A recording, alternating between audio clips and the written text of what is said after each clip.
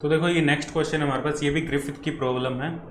Two identical, देखो तुम्हें perturbation theory में मैं बता दूं, पर्टर्बेशन थ्योरी में तुम ग्रिफिथ और जेटली इन दोनों की प्रॉब्लम कर लो और प्रीवियस ईयर प्रॉब्लम कर लो। देखो सारी तो यहाँ पे यूट्यूब पे हो नहीं सकती, मैं उतनी ही करवाऊंगा जिससे तुम्हारे पास कॉन्सेप्ट क्लियर हो जाए। ठीक है, बाकी कुछ प्रॉब्लम तुम अटैम्प्ट करो, सारी तो मैं करवा नहीं सकता ग्रिफिथ और जेटली की यहाँ पे। तो बाकी प्रॉब्लम तुम जो सोल्ड है, सिर्फ अनसोल्ड पे मत जाना, जो सोल्ड है सिर्फ वो भी कर लो तो मोर देन इनफ है। लेकिन उन प्रॉब्लम को थोड़ा सा समझ के, एक एक चीज़ को समझ के उनको खुद से सॉल्व करो, तो इससे ज़्यादा तुम्हें करने की ज़रूरत नहीं। और मैंने भी इतनी की थी, कोई अनसोल्ड पे मैं भी नहीं गया था जब मैंने तैयारी की थी। जो ग्रिफिथ की और इसकी जेटली की प्रॉब्लम की थी, वो सोल्ड वाली कर लो, वो भी बहुत इनफ है। क्योंकि एक प्रॉब्लम में यहाँ पे काफ़ी, क्योंकि लेंथी प्रॉब्लम है ना, बहुत सारे पार्ट्स दिए हुए हैं। प्रीवियस ईयर करोगे सिर्फ तो वो तो छोटी छोटी प्रॉब्लम्स मिलेगी तुम्हें, लेकिन तुम ग्रिफिथ और जेटली की जब प्रॉब्लम करोगे यहाँ पे लेंथी प्रॉब्लम मिलेगी, इनसे तुम्हारे कॉन्सेप्ट्स क्लियर होंगे। कुछ प्रॉब्लम तो यहाँ करवा देता हूँ मैं, ताकि जो तुम्हारे कॉन्सेप्ट है वो थोड़े से और क्लियर हो जाए। जिसने पर्टर्बेशन थ्योरी अच्छे से नहीं पढ़ी हुई है, जिसको थोड़े से दिक्कत हो रही है, तो उसको आइडिया लग जाए भाई क्वेश्चन सोल्व करने कैसे है।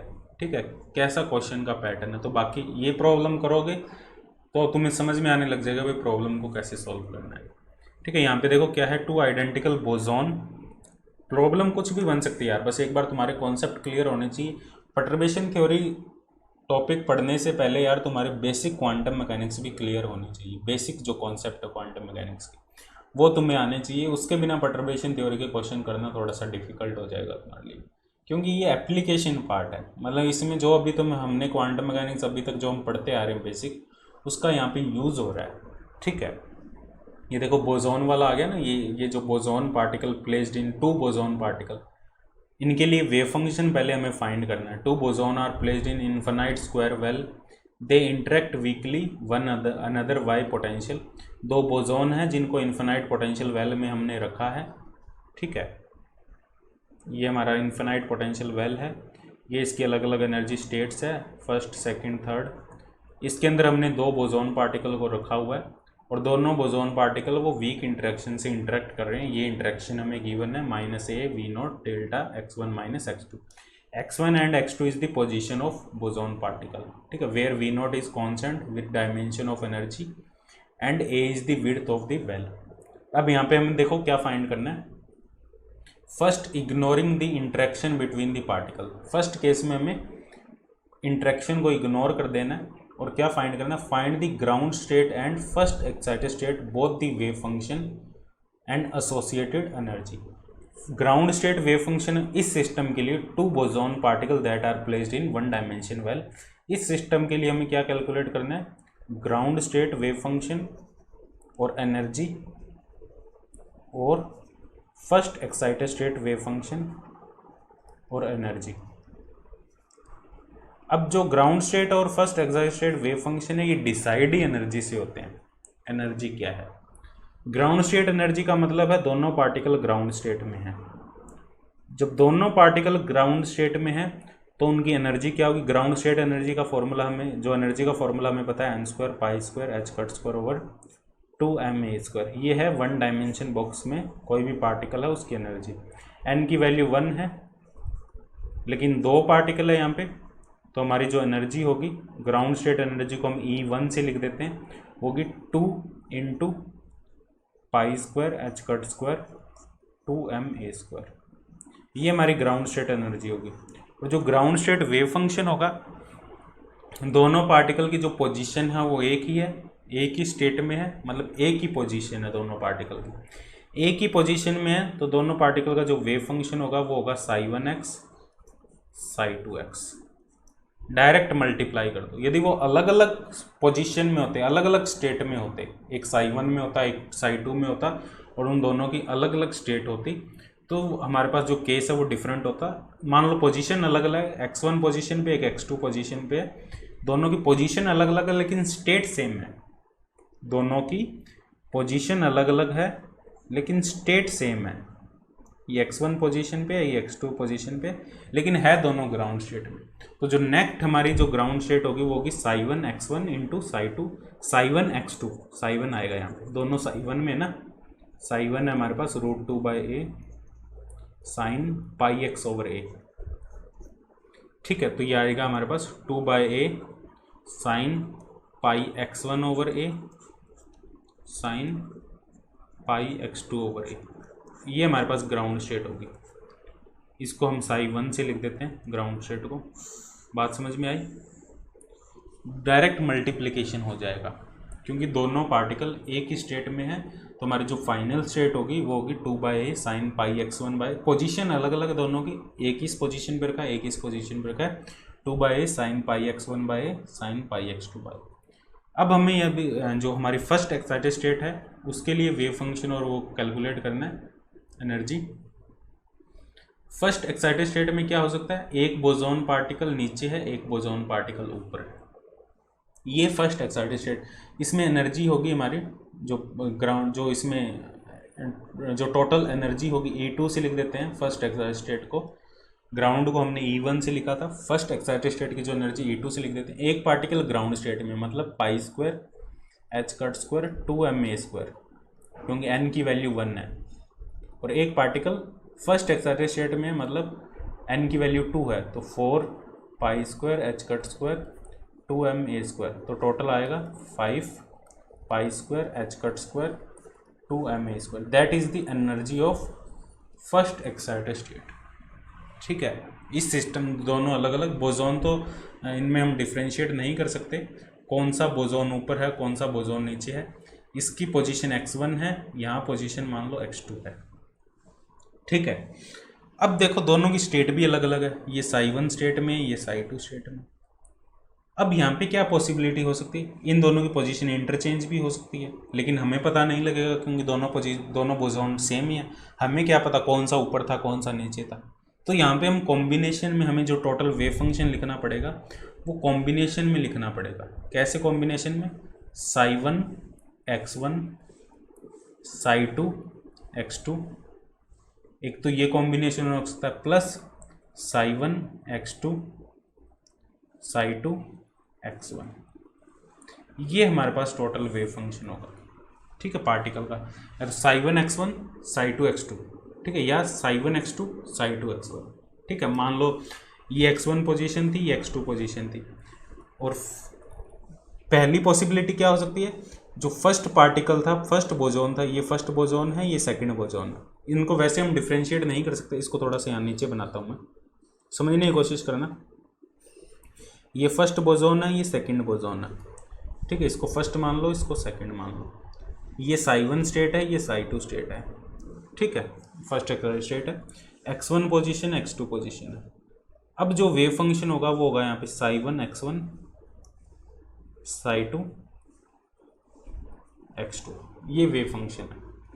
ठीक है, ये हमारे पास वेव फंक्शन है साई टू x2। अब क्या हो सकता है, एक पॉसिबिलिटी यहाँ पे हो सकती है, ये बोसॉन नीचे आ गया, ये बोसॉन ऊपर चल गया। अब यहाँ पे क्या होगा, साई वन, ठीक है, यहाँ पे होगा साई वन x2 क्योंकि सेकंड बोसॉन, ठीक है, वो नीचे आ गया हमारे पास, और साई टू x1। तो ये कॉम्बिनेशन में लिखना पड़ेगा, और इसकी जो टोटल प्रोबेबिलिटी है इस कंप्लीट स्टेट की वो 1 होगी, इसलिए हमने 1/√2 से बाहर मल्टीप्लाई किया। 1/√2 से बाहर मल्टीप्लाई क्यों किया, इसको नॉर्मलाइज करने के लिए, इस स्टेट को नॉर्मलाइज करने के लिए, क्योंकि 1/√2 whole square plus 1/√2 whole square की वैल्यू आएगी 1, मतलब इसकी जो टोटल प्रोबेबिलिटी होगी वो 1 होगी, इसलिए हमने इसको 1/√2 से मल्टीप्लाई किया। तो ये इसकी पॉसिबल स्टेट होगी। इस पे भी डायरेक्ट क्वेश्चन बन जाता है, तुमसे डायरेक्ट स्टेट ही पूछ ली जाती है। ठीक है, तुमसे डायरेक्ट यहाँ पे स्टेट ही पूछ ली जाती है। जब ऐसे क्वेश्चन भी किए होंगे तुमने क्वांटम मैकेनिक्स में पहले, ठीक है, जब बेसिक्स पढ़ रहे थे वहाँ पे भी ऐसे क्वेश्चन आते हैं। जब आइडेंटिकल पार्टिकल की हम बात करते हैं, इससे पहले वाला जो पर्टर्बेशन थ्योरी से पहले वाला जो टॉपिक होता है वो आइडेंटिकल पार्टिकल होता है। आइडेंटिकल पार्टिकल में हम ऐसे काफ़ी क्वेश्चन करते हैं। ठीक है, आई होप तुम्हें पता होगा ये चीज़ें, आइडेंटिकल पार्टिकल का जो केस है। यदि नहीं पता तो आइडेंटिकल पार्टिकल को एक बार थोड़ा सा देख लेना पर्टर्बेशन थ्योरी करने से पहले। ठीक है, इस क्वेश्चन को करने से पहले। तो हमारे पास ये वेव फंक्शन होगा, इसको हम ये भी लिख सकते हैं 1/√2 sign pi x1/a sine 2 pi x2/a। ये लिख सकते हैं plus sine pi x2 by A sine 2 pi x1 by A. तो हमारे पास टोटल वेव फंक्शन होगा और एनर्जी हमने निकाल दी। अब देखो सेकंड केस क्या है यहाँ पे, use first order perturbation theory to calculate the effect of particle particle interaction on the ground state and first excited state energy. Ground state और फर्स्ट एक्साइटेड स्टेट एनर्जी के लिए यदि हमने ये परटर्बेशन इम्पोज कर दी तो एनर्जी में क्या डिफरेंस होगा, एनर्जी में क्या करेक्शन होगा, वो फर्स्ट ऑर्डर करेक्शन हमें कैलकुलेट करना है। पहले तो हम ग्राउंड स्टेट के लिए कैलकुलेट करेंगे, यहीं कैलकुलेट कर देता हूँ मैं इसको। पहले देखो हम ग्राउंड स्टेट के लिए यहाँ पे कैलकुलेट करेंगे। ग्राउंड स्टेट के लिए कैसे कैलकुलेट करेंगे, ये ग्राउंड स्टेट वेव फंक्शन है, यहाँ से मैं रब कर देता हूँ इसको। ग्राउंड स्टेट के लिए हम कैलकुलेट करेंगे पहले परटर्बेशन, ये ग्राउंड स्टेट है E1, ग्राउंड स्टेट को हम E1 से लिख रहे हैं, तो ये आएगा हमारे पास साई1 और H कट साई1। साई1 हमारे पास है, साई1 क्या था हमारे पास, देखो ये वाला था साई1 2 by A sine pi X over A pi x1 over A pi x2 by A, 2 by A sine pi x1 by A sine pi x2 by A. और हमारे पास जो h प्राइम था वो था minus A V naught delta x1 minus x2, minus A V naught delta x1 minus x2, और same state दोबारा आ जाएगी 2 by A sine pi x1 by A sine pi x2 by A. ठीक है, यहाँ पे दो इंटीग्रेशन आएंगे dx1 और dx2, दो इंटीग्रेशन आएंगे हमारे पास, डबल इंटीग्रेशन होगा dx1 क्योंकि दो हमारे पास वेरिएबल है x1 और x2। तो बाहर आ जाएगा हमारे पास minus A V naught into 2 by A into 2 by A. ठीक है, और ये आ जाएगा हमारे पास sine square pi x1 by A sine square pi x2 by A dx1 dx2, और साथ में डेल्टा x1 माइनस x2। अब मान लो हम x2 वाले इंटीग्रेशन को सॉल्व कर रहे हैं और x1 की वैल्यू हम x2 पुट करते हैं, तो एक इंटीग्रेशन तो सॉल्व हो जाएगा हमारे पास माइनस 4 वी नोट ओवर ए। एक इंटीग्रेशन को हम सॉल्व करते हैं, एक को पड़ा रहने देते हैं 0 से a। x2 के लिए हम सॉल्व करते हैं, तो x2 के लिए जब सॉल्व करेंगे x1 को हम x2 पुट करेंगे तो ये डेल्टा फंक्शन है, तो x1 की जगह x2 आ जाएगा हर जगह, सॉरी x2 की जगह x1 आ जाएगा, पाई x1 by A sine square pi x1 by dx1। ये हमारे पास इंटीग्रेशन बचेगा। इसको हम ये भी लिख सकते हैं 4 V naught over A sine की power 4 pi x1 by A dx। ये जो इंटीग्रेशन होगा इसका, ये एक स्टैंडर्ड इंटीग्रेशन है 0 टू, इसको हम कन्वर्ट करेंगे पाई की टर्म में। पहले इसको हम कन्वर्ट करेंगे, देखो पाई x1 ओवर ए को हम पुट कर देंगे y, तो ये आएगा dx1 आएगा हमारे पास a बाई पाई dy। ठीक है, तो ये वैल्यू पुट करेंगे minus 4 V naught over A sine की पावर 4 y 0 टू a। जो लिमिट है वो हमारी अब क्या हो जाएगी, x1 की जब वैल्यू a पुट करेंगे हम, x1 को जब a पुट करेंगे तो y हो जाएगा हमारा पाई, तो लिमिट हो जाएगी 0 से पाई, 0 टू पाई साइन की 4 पाई, dx1 को लिख देंगे a बाई पाई dy।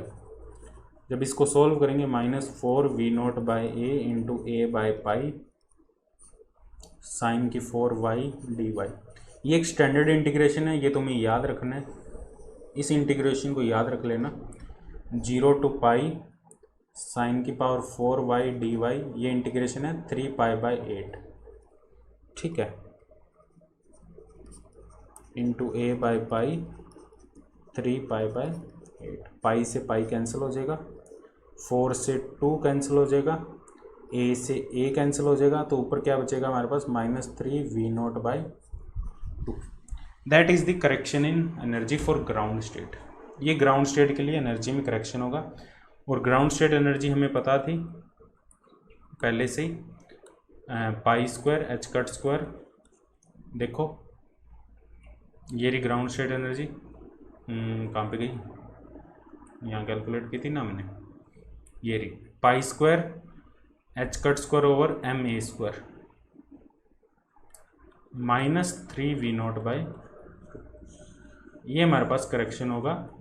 जो ग्राउंड स्टेट वेव फंक्शन है उसके कॉरस्पॉन्डिंग जो एनर्जी है, ग्राउंड स्टेट वेव फंक्शन के कॉरस्पॉन्डिंग जो एनर्जी है उसमें जो करेक्शन है इस परटर्बेशन की वजह से, इस इंटीग्रेशन, इस डिस्टर्बेंस की वजह से जो परटर्बेशन एनर्जी में वही है। अब इसमें हमें कैलकुलेट करना है जो हमारी फर्स्ट एक्साइटेड स्टेट है इस सिस्टम की, इसकी कॉरस्पॉन्डिंग जो एनर्जी है 5 pi square H cut square by 2 M A square, इसमें फर्स्ट ऑर्डर करेक्शन क्या होगा। बेसिकली हमें कैलकुलेट करना है E21 मतलब साई 2 एच कट साई 2, ये हमें कैलकुलेट करना है बेसिकली। और ये नॉर्मलाइज स्टेट है, हमने नॉर्मलाइज 1/√2 इसलिए लिया है क्योंकि ये नॉर्मलाइज स्टेट है यहाँ पे, ठीक है। तो हमें ये कैलकुलेट करना है।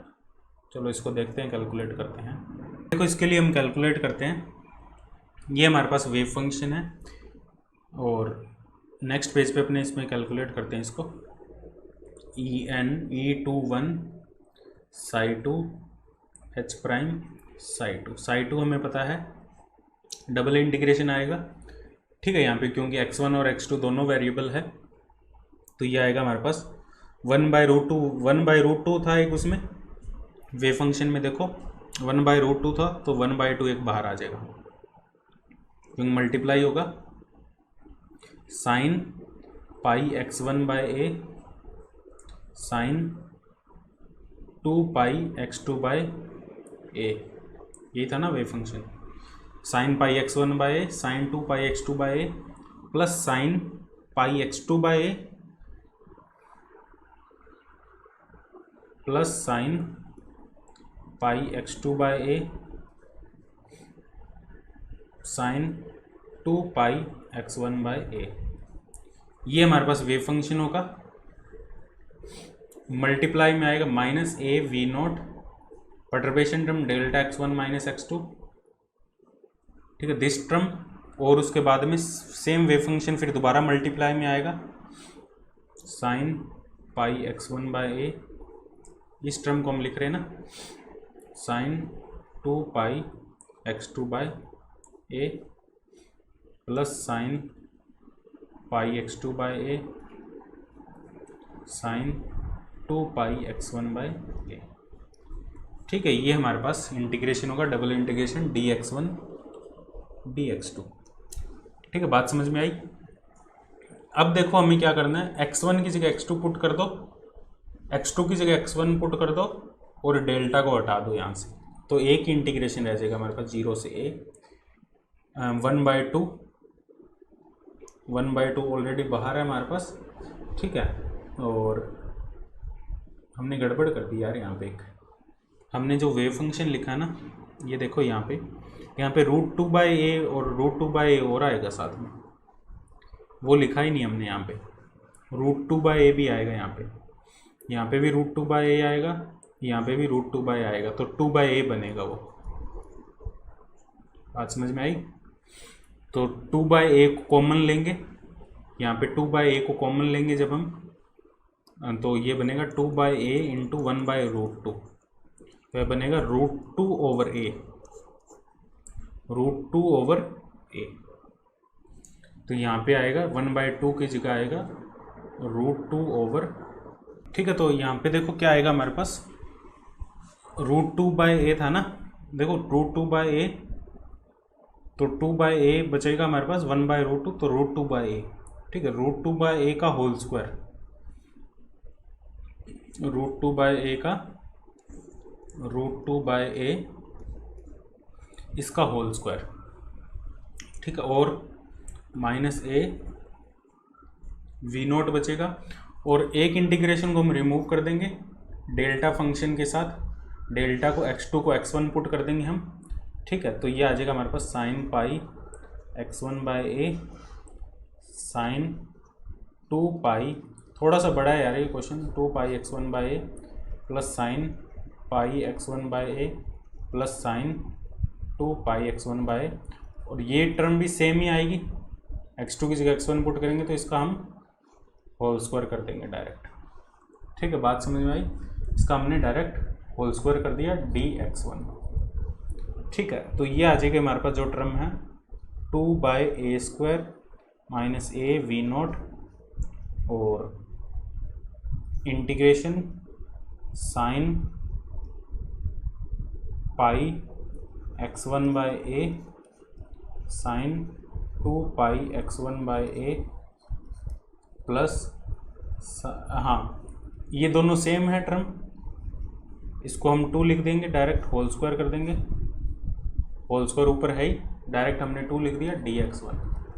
तो ये क्या आ जाएगा माइनस 2 वी नॉट बाय ए, 4 आएगा बाहर, 2 का होल स्क्वायर 4, तो आएगा sine square pi x1 by A sine square 2 pi x1 by A dx1। ठीक है, वही पाई x1 बाय ए को हम पुट कर देंगे y, तो dx1 आ जाएगा हमारे पास a by pi dy, limit 0 से पाई हो जाएगी, 8 V naught by A limit 0 से pi sine square y sine square 2y dy, और साथ में a बाय पाई भी आएगा बाहर, a बाय पाई, a से a कैंसिल हो जाएगा, minus 8 V naught upon pi और 0 to pi sine square y, sine square 2y को हम क्या लिख सकते हैं, साइन 2y को 2 साइन y कोस y लिख सकते हैं हम। ठीक है, साइन स्क्वायर 2y को यहाँ पे हम इसको क्या लिख सकते हैं, देखो इसको या तो ऐसे कर लो, इसको हम क्या लिखें, साइन स्क्वायर 2y को, इसको ये लिख देते हैं या तो हम 2 sine y cos y whole square 2 का स्क्वायर, तो ये आ जाएगा 4 sine square y cos square y, इसको ये लिख देते हैं। ठीक है, 4 sine square y cos square y dy, तो इसको हम पुट कर देंगे minus 8 V naught by pi और 4 बाहर आ जाएगा, एक बार अंदर ही रहने दो 4 को, साइन स्क्वायर y, इसको हम क्या लिख सकते हैं, साइन स्क्वायर y, क्या इसको हम ये लिख सकते हैं 1 minus sign square y dy, ये लिख सकते हैं अपने। अब ये देखो क्या आएगा, minus 8 V naught by pi into 4 बाहर आ जाएगा, साइन की पावर 4y माइनस साइन की पावर 6y dy, और इंटीग्रेशन है 0 से पाई। अब देखो ये एक स्टैंडर्ड इंटीग्रेशन है जो तुम्हें याद रखना है, 0 टू पाई साइन की पावर 4y dy, ये होगा 3 पाई बाई 8, और एक इंटीग्रेशन तुम्हें याद रखना है 0 टू पाई साइन की पावर 6y dy होगा प्लस 5 पाई बाई 16, ये 2 इंटीग्रेशन याद रखने हैं तुम्हें। ठीक है, इसको यहाँ पुट करेंगे हम इस फॉर्मूले में, यह आएगा minus 8 V naught upon pi into 4 3 pi by 8 minus 5 pi by 16, जब इसको सोल्व करोगे आएगा माइनस 2 वी नॉट। ठीक है, तो ये हमारे पास फाइनल रिजल्ट होगा, एनर्जी में करेक्शन होगी, तो जो टोटल एनर्जी होगी En E2 ये होगी हमारे पास 5 pi square h cut square over 2 ma square minus 2 V naught. ठीक है, तो ये दोनों करेक्शन हमने फाइंड कर ली, एक माइनस 3 वी नॉट बाई 2 है फर्स्ट ऑर्डर करेक्शन, तो सेकंड ऑर्डर में जो एनर्जी करेक्शन है, जो सेकंड एक्साइटेड स्टेट के लिए जो सेकंड ऑर्डर एनर्जी उसमें करेक्शन है minus first order correction, first order है ये जो करेक्शन है ये फर्स्ट ऑर्डर करेक्शन है, मतलब E2 1 है, ये 1 यहाँ पे करेक्शन को बता रहा है, और E2 मतलब सेकंड जो एक्साइटेड स्टेट है, जो सेकंड सिस्टम के लिए एक्चुअल में ग्राउंड स्टेट उन्होंने ग्राउंड और फर्स्ट लिखा, लेकिन एक्चुअल में हम देखें तो फर्स्ट और सेकंड है वो, n इक्वल टू 1 हमारी ग्राउंड होती है, n इक्वल टू 2 हमारी फर्स्ट एक्साइटेड स्टेट, तो फर्स्ट एक्साइटेड स्टेट के लिए जो करेक्शन